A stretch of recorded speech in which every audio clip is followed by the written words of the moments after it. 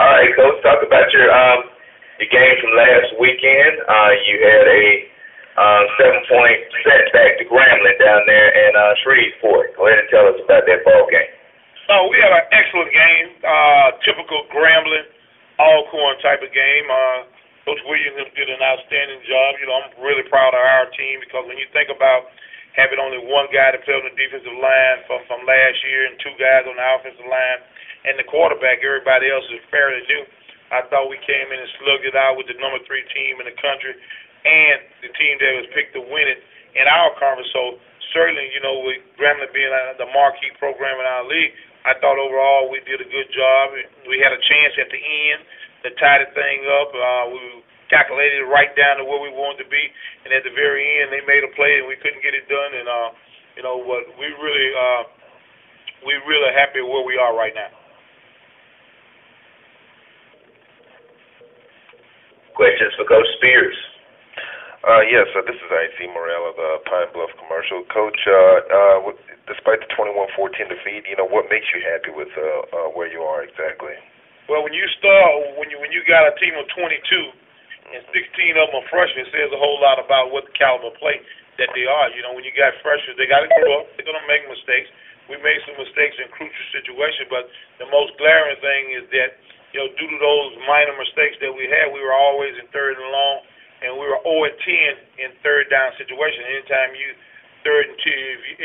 less than 33% on third down, you certainly are not going to win a whole lot of ball games. But I would say that when you think about where Grambling is, Grambling had a freshman quarterback in Doug Williams who really did a great job, man. He got a lot of respect for him because of the fact we hit him, and he stood in there and made those throws. So, man, he's going to be an outstanding talent in our league. So, but when you think about Grambling, you think about Alcorn, they had a veteran team basically on defense. All their guys are back with an excellent offensive line. So when you go in there with a bunch of pups and you fight to the end, I'm proud that our guys played to the last minute, and we had the opportunity to win the ball game in the fourth quarter. We just didn't get it done.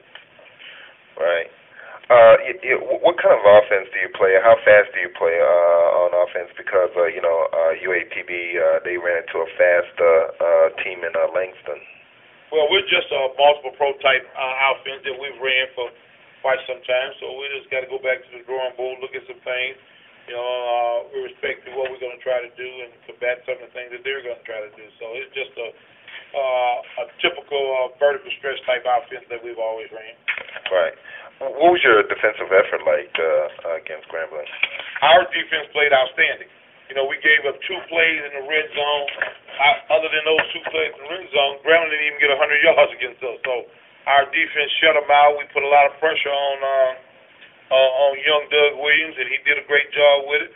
But overall, if you take those 2 plays back, the score is right now either 7-7, either 14-7, Alcorn. But I just want to take my hat off. Now, Grambling got an outstanding defensive line who dominated us up front, but we were lucky enough to get some plays as well. We got some rookie running backs in Anthony Williams and Ruben Duckbraid, who really is going to be good players in our league. So anytime you got that many freshmen that are playing on any football team, you're going to have a few mistakes, but you expect for them to gel down the stretch, and I'm just elated by it. We'll do a better job myself on making sure that they do the things that they need to do. I thought they did what they needed to do. We just got to do a better job as coaches to make sure that they matriculate and understand what the system factors are. All right. Coach Spears, good morning to you. Ty Miller from Sheridan Broadcast. Good morning. Hey, Coach, Brandon Bridge had a decent game, but can you talk about him and how you're going to keep him healthy if he does not stay on the ground? Well, that's the thing that we've talked about with Brandon, looking at it from last year. It's just like you talk about the gladiator. He wants to be a gladiator at times, and certainly it's not a very smart decision, but overall, he's still learning this system and some things that he could have picked up and done much better. I thought at the quarterback position, maybe Dustin was a little bit more stable based on a couple plays that they got. But overall, I think that once we continue to work on our system, do the little things, Terrence Lewis, what can I say, was just outstanding. And we just got to play better at quarterback, minimize a few mistakes on third down, and then just continue to work hard to get better. Coach, you just mentioned Terrence Lewis. Can you talk about more about the talent that he is and how you plan to get him the ball more? Well, we got a gadget offense. We certainly look to get him the ball to go along with a number of other guys. We got another freshman in Tucker George who really played well. The other guy on the other side is A.J. Garrison, who will start up this year. I just want to let you guys know we was minus 3 guys: A.J. Harrison, David Henderson, and the Sweeney kid from Jackson due to some paperwork filed. But other than that, I think we'll be okay down the stretch. We look to play full speed, play great football for 60 minutes. Coach, despite the fact that Arkansas Pine Bluff lost to Langston, the score is not indicative of what they did in that game because they outgained the Lions, and they also had 4 trips inside the 25-yard line with miscues. So how concerned are you about that offense that can put up big numbers? I'm always concerned about any offense that can put up big numbers. The thing about Arkansas Pine Bluff, based on tradition, they've always played hard, always had great offense, great defensive players, and number 55 is a pretty good player. But to go along with offensively, they were traditionally a running team, and I'm sure Coach Caldwell's going to get that thing put together. This is going to be a knockout, drag-out when you go up there, particularly in the first home game for them. Coach Spears, Reggie Benson with Huntsville Times. Good morning. Good morning. How much is it your quarterback struggle because of he's still learning your system and then playing against a veteran defense like Grambling possesses? Well, I don't think it had a whole lot to do with playing against a veteran defense because he's a little older than most of our kids as well. You just got to make some reads, do some other things that he wasn't required to do last year when it comes to reading defense and things of that nature. Just being patient, do the little things that we asked him to do, and certainly he'll be fine. Coach Clarion Ledger, how you doing? Good. You mentioned earlier in your conference that 16 freshmen started. Is that right? Yeah, somewhere in that vicinity. Just tell me about as a coach on the sideline when you put 16 freshmen out there in a game. I mean, just tell me what's going through your head. Well, you really don't know how they're going to play, but based on the evaluation, I think our coaches did a great job to bring in the caliber of players that we're looking for. Damian Wilson, who's a true freshman down in Avian County, had 2 sacks and 8 tackles. Then when you think about the 2 guys in the middle and the 2 Samoan kids who did an excellent job, then we had to come back with a freshman on the corner.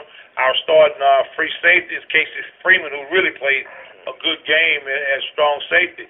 Tonka George is a wide receiver that used to play quarterback down in Amanda Carr, who did a good job to go along with our interior. Brandon McDowell, who's a guy that never played in this league as well, to go along with 2 excellent running backs in Reuben Duckworth and Anthony Williams just can flat out run it. So we were really impressed with what they have done as well. So that's where we were.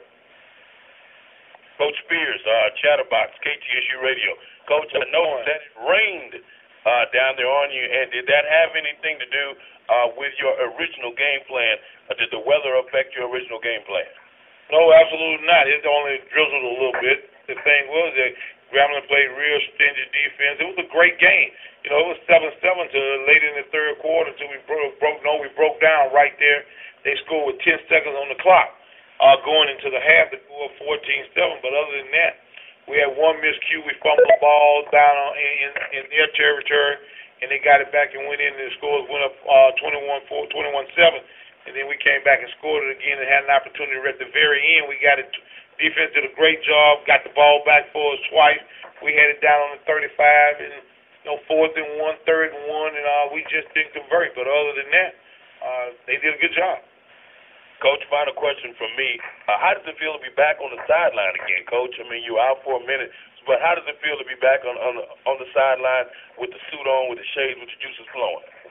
Well, I was just elated about being there. It was a great event, playing against Grambling, which is really one of the marquee schools in our league on ESPN. And we came out, and I thought everybody that was there did a great job, and I had a lot of good fun. And it's like being back at home.